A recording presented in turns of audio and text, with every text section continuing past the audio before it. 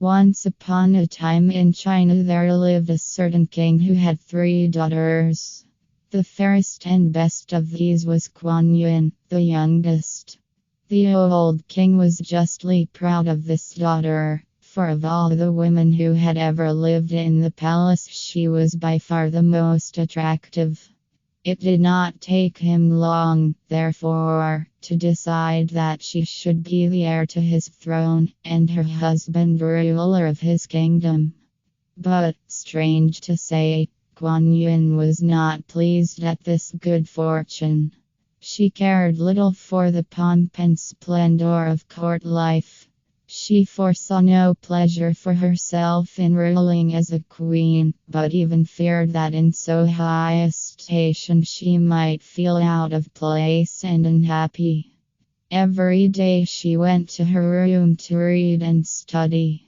As a result of this daily labor, she soon went far beyond her sisters along the paths of knowledge, and her name was known in the farthest corner of the kingdom as Kwan-Yin, the wise princess. Besides being very fond of books, Kwan-Yin was thoughtful of her friends. She was careful about her behavior both in public and in private. Her warm heart was open at all times to the cries of those in trouble. She was kind to the poor and suffering. She won the love of the lower classes, and was to them a sort of goddess to whom they could appeal whenever they were hungry and in need. Some people even believed that she was a fairy who had come to earth from her home within the western heaven, while others said that once, long years before, she had lived in the world as a prince instead of a princess. However this may be, one thing is certain: Kwan-Yin was pure and good, and well deserved the praises that were showered upon her. One day the king called this favorite daughter to the royal bedside, for he felt that the hour of death was drawing near. Kwan-Yin kowtowed before her royal father, kneeling and touching her forehead on the floor in sign of deepest reverence. The old man bade her rise and come closer. Taking her hand tenderly in his own, he said, "Daughter, you know well how I love you. Your modesty and virtue, your talent and your love of knowledge, have made you first in my heart. As you know already, I chose you as heir to my kingdom long ago. I promised that your husband should be made ruler in my stead. The time is almost ripe for me to ascend upon the dragon and become a guest on high.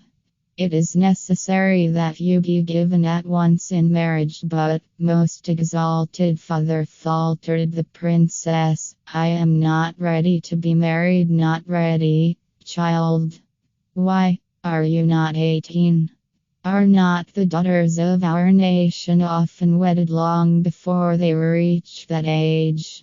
Because of your desire for learning, I have spared you thus far from any thought of a husband, but now we can wait no longer. Royal father, hear your child, and do not compel her to give up her dearest pleasures. Let her go into a quiet convent where she may lead a life of study." The king sighed deeply at hearing these words. He loved his daughter and did not wish to wound her. "Kwan-Yin," he continued, "do you wish to pass by the green spring of youth, to give up this mighty kingdom?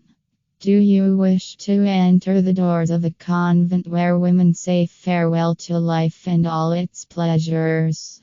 No. Your father will not permit this.